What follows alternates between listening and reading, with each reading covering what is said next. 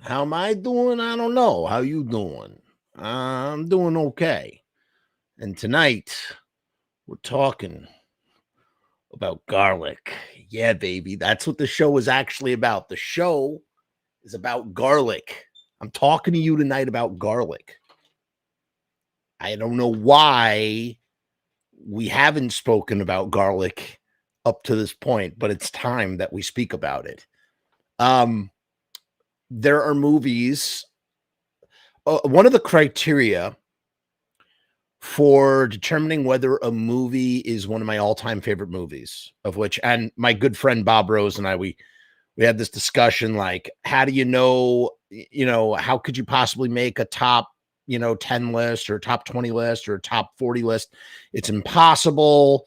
I say it's impossible. He's like, oh, I could do it off the top of my head. One of the point being of all this, what I'm trying to say here is that one of the hardest things to do is make a all-time top favorite movie list. And in order, one of the criteria I have determined for this impossible quest is how rewatchable a movie is. There are some movies that I can watch over and over and over again. There are some movies I like back in the days of channel surfing on cable TV, you come halfway through a movie and you love it so much that you finish it. And that's what Goodfellas is for me. One of my all-time favorite movies. My favorite gangster movie of all time. Absolutely, hands down. When it comes to gangsters, mafia movies, there's nothing better than Goodfellas. I don't care what you say about The Godfather or any of the rest. It does not matter. Goodfellas is the GOAT, upper echelon GOAT, bar none. Case closed. It's one of those movies that I can watch over and over and over again. That's how I know it's one of my favorite movies. And, every scene is iconic. And one of those scenes in particular, a scene that I was obsessed with. And I always, every time I come to that scene in the movie, I relish it. I cherish it. I savor it. It's such a savory scene. It's the scene where they're in jail. They all go to jail and they're doing a long stretch, right? And Goodfellas, wise guys, they don't do jail like as Ray Liotta, as Henry Hill says, they don't do jail like everybody else. They do jail like a Goodfella. And they have their own headquarters, they have their own private place, and they play cards. And they have just the way you have Sunday dinner. It's a sort of like a and depending on what kind of Italian you are, it's a part of Italian culture is the Sunday dinner, right? With the spaghetti and the sauce, and you wear your undershirt, the whole 9 yards. Maybe it's a little stereotypical here and there, but I think most we talk about this lovingly, and I know many New Jersey Italians who would probably confirm with what I am saying. In any which case, the scene with Paul Sorvino, who's playing Paulie, Henry Hill talks about how he cut he cut the garlic so thin that it would liquefy in the pan with a little oil. And that notion, like, it's just tremendous. And the question I always asked myself, is this possible? Well, you better believe I tried several times. And every time I tried, it seemed I could never get the garlic thin enough. I didn't use a razor blade to do it. It says right up front, you got to use a razor blade. I didn't use the razor blade. Maybe if I had used the razor blade, I could have gotten it thin enough that it would have liquefied in the pan. Every time I would wind up with these brown, shriveled up, crispy, caramelized garlic slices, which, taste great. But the idea of the liquefaction somehow would, it's like you're trying to get the pure essence of the garlic into the sauce. You know what I mean? And I just always wanted that. I wanted that so badly. And it never happened. It was a no-go from the first time I tried it. but it left me wondering how really true such a thing could be. And, I recently, I dropped a clip, I clip up my shows, and I had a clip with Mike Hideous, and we were talking about that scene, and it made me wonder. I was like, I wonder what the internet says about this. And I stumbled upon this really good article, and I went to Reddit. So let's go to Reddit and let's see what people are saying on Reddit.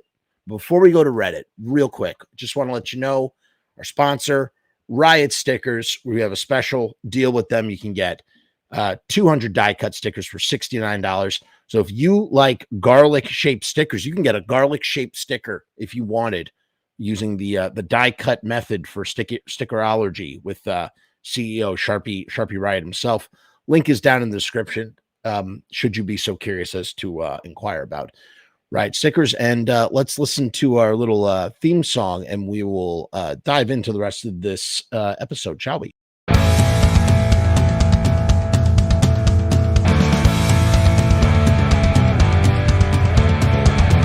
We make stickers, banners, and buttons too, posters and promo cards. There's nothing we can't print for you. From stage backdrops to bass drum heads, we can print on shirts, we can print on hats, we can print on pants. Cheap prices and high quality, quick turnaround times and free shipping. We also offer free artwork support, great customer service, and so much more. RiotStickers.com, Riot Stickers, we are the bomb. RiotStickers.com, Riot Stickers, we are the bomb. RiotStickers.com, Riot Stickers, we are the bomb. RiotStickers.com, Riot Stickers, we are the bomb. And that is a promise. JH here says, forget about it. And also says, I think if you use the razor blade and cook it at really low heat, it might work. I don't remember how. I think maybe the heat was too high. I just, what is it that makes the liquefaction process happen? I don't know. Maybe we're going to find out right now. Let's take a look at Reddit. What does Reddit say? This is someone from the Reddit Ask Culinary. Slicing garlic with a razor blade like Paulie and Goodfellas. Is this a thing? Let's take a look and see what some people are saying. And then we're going to head over to this little article we have here for some more reading about garlic in Italian cooking. Let's see here. In the movie Goodfellas, Paulie prepares garlic for a pasta sauce by slicing it ultra thinly with a razor blade so that it liquefies in the pan with oil. Does this work, and has it been done by chefs and or Italians? Here's a clip for those who are interested. I'm not going to play that because I don't want to get in trouble with YouTube. Here's what people say. So this is from 11 years ago.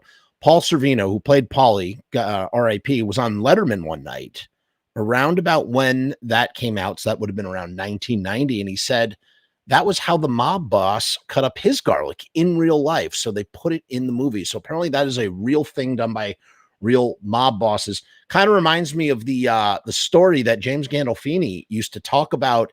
When he was doing The Sopranos, one day Gandolfini got a phone call in the middle of the night at his hotel room. The caller never identified themselves. I don't even know how they got the number in the first place, but they said to him that they liked what he was doing on the show, that he was doing a good job on the show. Speaking with, authority in saying, hey, you're doing a good job on the show, and offering him one piece of feedback. He says, a boss never wears shorts. And I thought that, what a story, huh? What a story. The mob or whatever mafia elements are still around in this day and age, watching The Sopranos when it was on the air. So I guess, there's, real life does influence fiction to an extent to give a sense of realism. The razor blade was almost certainly because knives are generally considered serious. Oh yeah, well, I mean, that's obvious. Pointing out the obvious here, fella. I grew up in an Italian American home. Sometimes in the neighborhoods, I've never heard of seen this outside of Goodfellas. So someone who grew up in an Italian American home. I literally, there's like 10 people I could ask. I could text right now and be like, hey, Did you ever do this in your home? And they would give me an answer. And I just don't know why I haven't done that. I lived 20 years in Italy and never saw it. The Italians all think Americans, edit non-Italians in general, use too much garlic when making Italian food. They usually use less than you might expect and cut it with a knife. This was in Tuscany. Mind you, Italy itself, which is a state, which is a country that was cobbled together by city states. So Tuscany, Naples, all of these are individual histories with their own languages and they're all kind of like lashed together.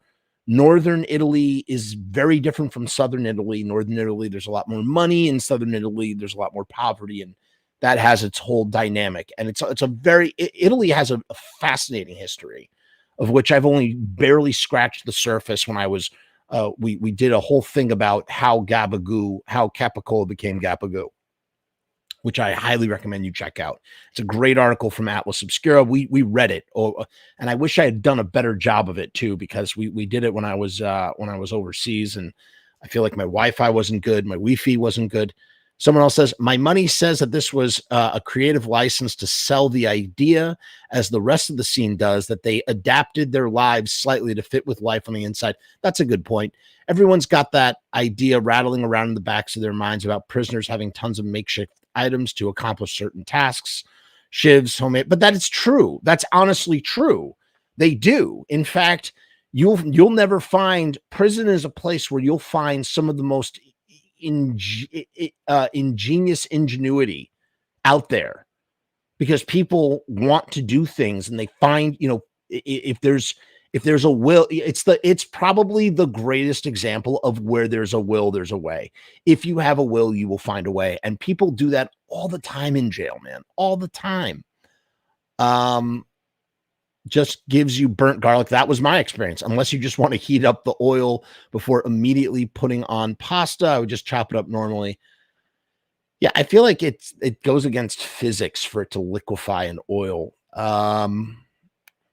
Depends on what you want. If you want that disappears in the oil quality, you could get garlic infused oil. Yeah, it makes sense.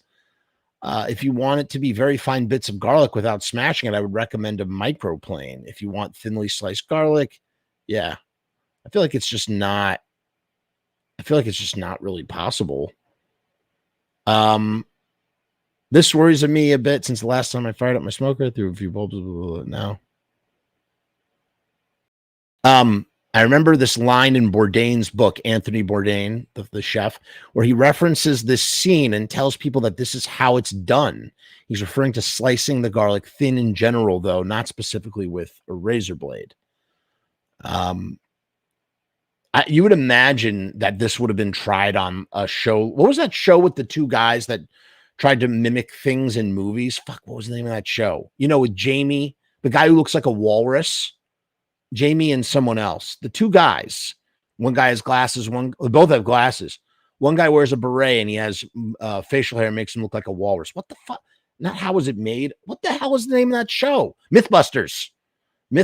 You would think that this would have been something that they tried on Mythbusters. Did they? Let's just take a look real quick before we go to our article. Mythbusters. Goodfellas. Oh, here we go. Goodfellas episode. No.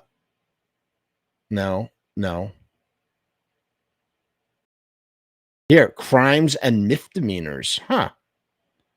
I wonder, from 2006. It doesn't give you a description, though. I don't know.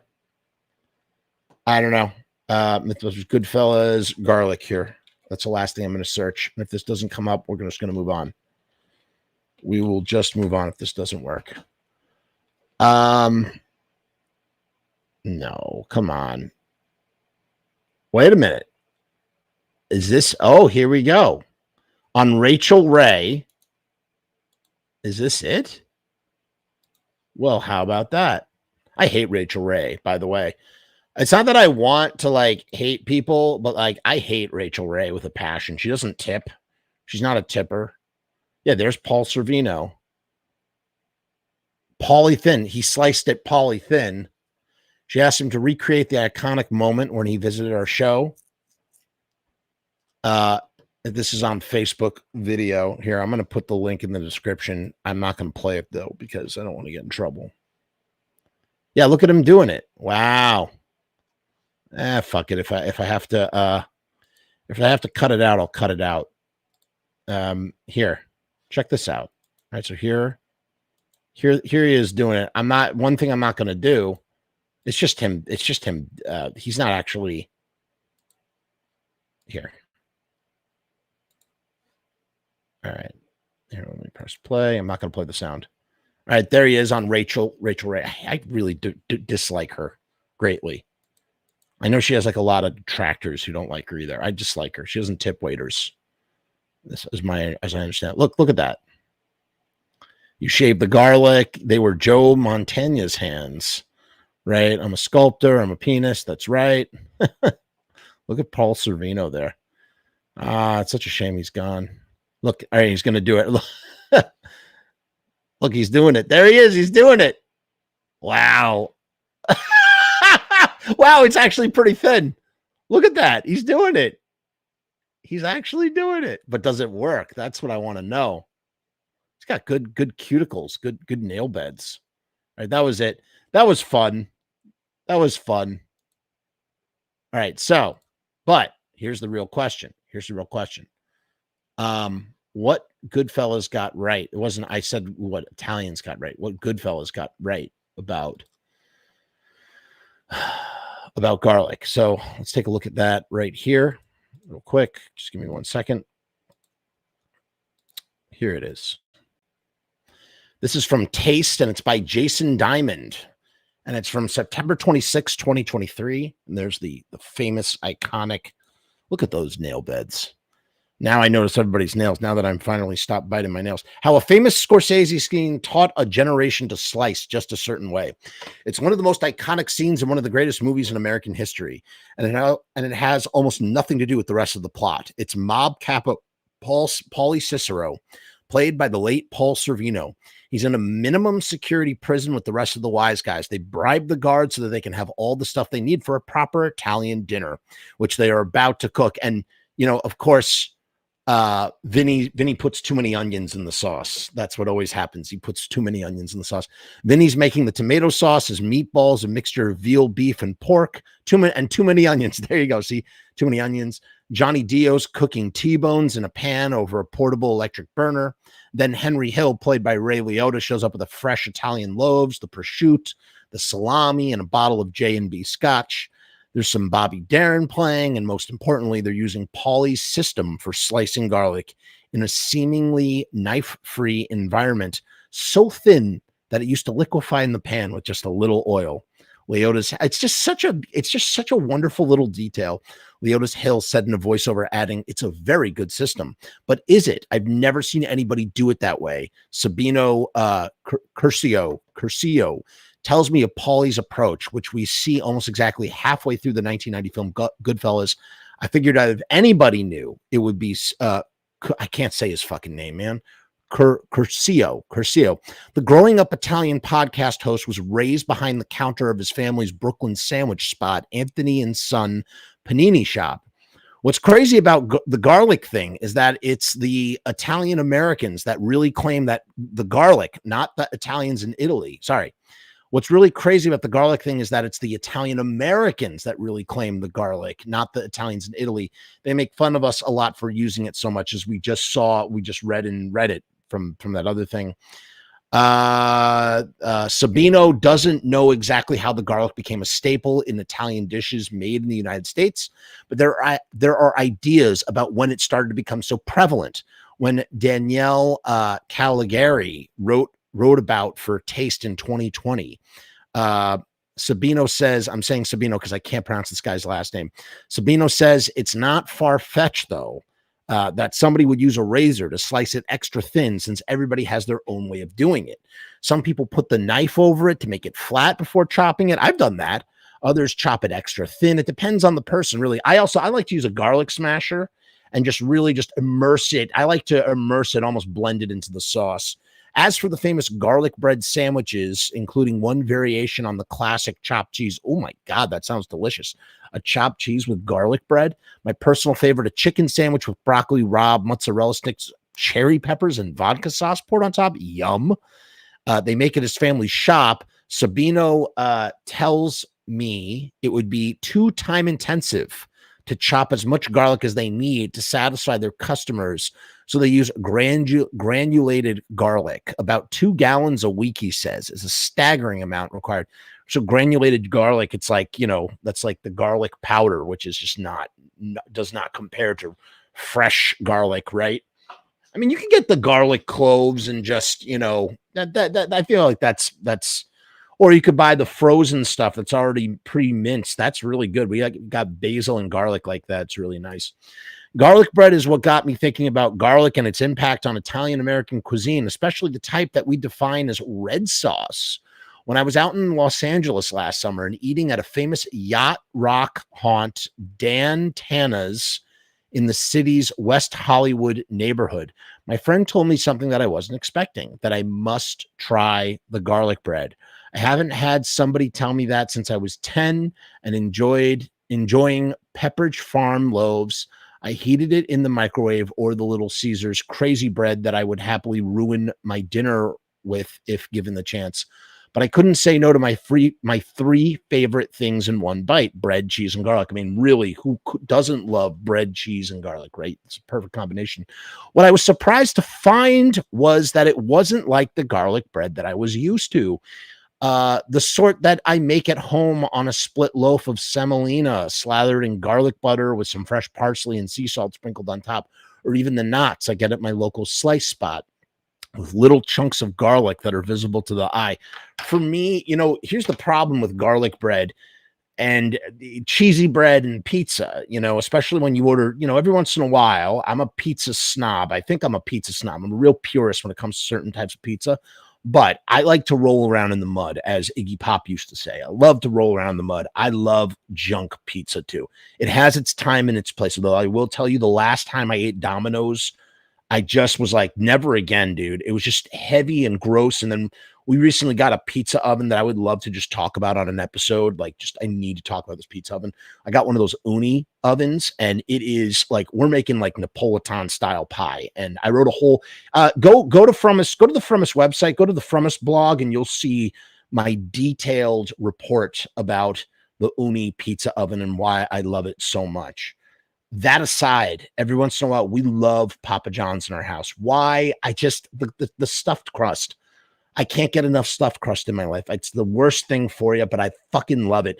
When we've had a hard day and we don't feel like cooking or anything, we're just like, fuck it. Let's get 2 stuffed crust pizzas. Let's get the cheesy sticks too, with the garlic sauce. It is the worst thing you could put in your fucking body. Just cheese and bread with minimal amount of sauce and that fucking garlic butter that is just clogging your arteries, but it's so fucking good when it goes down, and it reheats the next day so nice. You reheat that in a frying pan, get the crust all crispy. Fuck, I want some right now. But to get back to my point, garlic bread, it's funny how garlic bread almost can become ambiguous. It becomes too pizza adjacent. I don't ever want to say that it's pizza, but it becomes pizza adjacent because sometimes they add sauce to it. It's like you're going to add marinara sauce it's like you're dipping garlic bread in marinara sauce. It's basically the same ingredients, just in a different combination. You got loaded with garlic. So like the idea of cheese bread, I'm like, do I really prefer to eat a pizza? You know what I mean? Or, I really want pizza, but I also really want garlic bread. But that's literally having the same thing twice. And then especially, they have the garlic crust at Papa John's. God, I'm getting fat just talking about it. I also really like Colony Grill in Port Chester, where I live. They have in Westchester, they have something called the hot oil pie, which I've actually snuck into the movie theater. 2 of them stacked on top of each other. The hot oil pie is it's known as a thin bar pie, really, really thin. I think the one bite guy, he rated it an 8.6, which is a good rating. And that's a great pie. I don't know why I digress. I don't know why I'm talking about it. We've started talking about pizzas because we're talking about garlic bread. And the fact that bread, cheese, and garlic, three of my favorite things. In any case, so he went to this place to try the garlic bread. He says this is what he was surprised about. What I was surprised to find was that it wasn't the garlic bread I was used to, that the sort that I make at home on a I already said blah, blah, blah, blah, blah, blah, blah, blah, blah, blah, blah, blah. The server told me that the secret to Dan Tana's breads, this is where they had the garlic bread, the secret is that they brush garlic infused olive oil on it. So you hear that, folks. That's tying it back to the Goodfellas, the system, Paulie system. The idea that garlic infused olive oil and liquefying thinly sliced garlic in a pan of oil are roughly the same thing, right? So they brush garlic infused olive oil on it, and they put some grated mozzarella on top and toast it. At first, I felt a little cheated, but then I thought that the Goodfellas approach is technically a garlic infusion. It is. That's literally what it is. So what Paulie's really doing is he's just doing a garlic infusion. There are different ways to do it depending on your purpose. PJ Monte says shaving it with a razor blade is one of these ways. Monty sees it being done. I think there's a lot of validity to that. He says he sees it being done, but has he done it? Monty would know. He's red sauce royalty. Okay, so he's red sauce royalty. His family has been cooking Italian food in America since the late 19th century. I'd say it's pretty royal. At what was in 1906 a tavern in the part of Brooklyn where Park Slope and Gowanus meet. That would then be rebranded Monty's Venetian Room in the 1940s and remained so until it closed in 2008. It was reopened by new owners in 2011, only to close again a few years later. Today, though, it lives on in the family's sauce that Monty sells by the jar. I think I've had this sauce. I'm visualizing what the label looks like. How about that? You could also shave raw garlic on a mandolin for some dishes or maybe a salad. I've been eating in Italian-American restaurants and households since as far back as I can recall. Even though I'm not Italian, I've always connected deeply with the food and the way the most arbitrary methods yield the most beautiful taste. I kind of would say that's similar for me. I mean, I haven't been, although my friend did give me shit for not having a chicken parm, only having one chicken parm until I turned 18. That was the second time I ever had a chicken parm. But I eat a lot of spaghetti and all sorts of stuff. I feel like I've had plenty of Italian cuisine in my life, being a New Yorker. I mean, it just comes hand in hand, right? I once worked as a runner in a Brooklyn restaurant. I'm certain was a mob front when one of the guys I assumed was the owner walked behind the line and yelled at a cook for not pounding the veal tenderly enough. He picked up a hammer and explained how it's all in the wrist, and then went to town on the meat as I noticed a pistol in a holster dangling under his suit jacket. What a fucking memory, man. What a goddamn friggin' memory. Isn't that what a story? Thanks for sharing that. Patrick says Goodfellas is the standard of gangster movies, and Patrick's last name is and apologize, Patrick, if I'm butchering it. DiRocco. It's either DiRocco or DiRocco. Sorry, that sounds very Italian though. So I think there's some authority right there.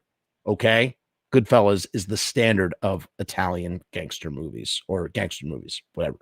You know what I'm trying to say. I've seen nonas. For those of you who don't know what a nona is a nana, but an Italian nana is a nona, and a Jewish nona is a nana. See how that works? See the cultures, they're so culturally connected. Jews and Italians, we're so similar. I've seen nonas labor for hours over Sunday sauce, adding chunks of beef that they needed 2 hands to carry, tomatoes that they crush by hand, and an amount of garlic that boring people might find offensive. I've watched a chef count how many capers on a plate of chicken piccata because he believed too few or too many threw the balance off. He sounds like Robert De Niro in Casino, who's upset with the number of whatchamacallit, of blueberries in the muffins at the casino that he runs. You got to have a certain number of blueberries. Too few blueberries and we're not okay. Too many blueberries and we're not okay. It's the same thing with the capers and the It's the same thing with the capers and the plate of chicken piccata. But no, I'd never seen anybody use a razor blade to slice garlic and hadn't done so myself. Thankfully, Monty gave me an excuse when he sent me the newest item of Monty's sauce swag, a box cutter with the brand's logo on it. Next to it is an image of fingers chopping a clove of garlic with a razor. Sounds like Italian royalty that knows a thing or two about chopping garlic razor sharp fine like that is going to be a pretty good authority on this matter. I used it when I made a simple side of broccoli rabe after my wife demanded I add a damn vegetable to what I call my moonstruck dinner, a pan-fried ribeye with a side of spaghetti that has butter and pepper mixed into it. That sounds like a heart attack, a delicious heart attack, but a heart attack no less. The joke is that I could wipe out an entire family of vampires with the amount of garlic I tend to use, but something about the time and concentration it took to slice the cloves so thin and also not to take off the tip of my finger really did bring something to my dinner. That is, that is something else, man. There's something like the time and the attention and the skill and the labor just add to enhance the fruits of said labor, right? The side of greens I added wasn't overpowered, dare I say. It was subtle. It was the razor blade. I told my wife it's a very good system. That was a great read. That was a tremendous read. Really enjoyed that. Thank you, Jason Diamond, with illustrations by Ellie I'm sorry, Ellie. I'm gonna destroy it. They should call me Jeff, the destroyer of names. What's up, Crazy White Boy is here out of Baltimore. Crazy White Boy out of Baltimore talking about his favorite gangster movie of all time. We'll have to do a proper Goodfellas episode. But that's all I got for you tonight, guys. I got another show coming up. It's a philosophical show. We're going to be talking about money and happiness. Does money make you happy? Does being happy have anything to do with money? This is a deep philosophical conversation that is very nuanced, and I have a lot to say about it. So tune in. I think this time this week, we're going to be talking about it. And additionally, for Patreons and YouTubers, the second in a lost series of short films that I directed in 2008, the Sangria Saga, Sangria 2, Red, White, and Pooh, just premiered for early premiere for Patreons and YouTube members. Please make sure to watch it or keep your eyes peeled because eventually it'll be on YouTube publicly. Winston Smith supporting the channel with a donation. That's very kind of you, Winston. Thank you so much. We love WS. He's been a faithful supporter of the channel for quite some time now, and we appreciate your continued support, sir. Really do. And make sure, Winston, I think you have access to it right now. Go watch Sangria 2, Red, White, and Pooh. Definitely transgressive. And not suitable for work. And keep your eyes peeled for the culmination of the saga called Sangria 3, YouTube and Me. And additionally, I haven't seen it yet, but I think that the films run long enough, I might try and make a feature cut. So what I'm going to combine all three and put that on YouTube as well. So keep your eyes peeled. But if you're like I said, if you're a member on YouTube or Patreon, you may not always care about what I do, but you will always be the first to see it. That is my solemn oath to you, and I appreciate the support. I will say contributions like the one that Winston Smith just made. I'm about to embark on another feature film making journey, and that money goes directly into the making of feature films, which is that's my life's work. That's what I do. This YouTube thing is what I do as well, but that's what I really fucking do. And so I'm about to do that again. So again, all right, enough with the post-amble, right? I'm done. Thank you. Peace, hair grease, you know all the rest. We'll see you next time on the Frumess channel. Ha cha cha cha cha.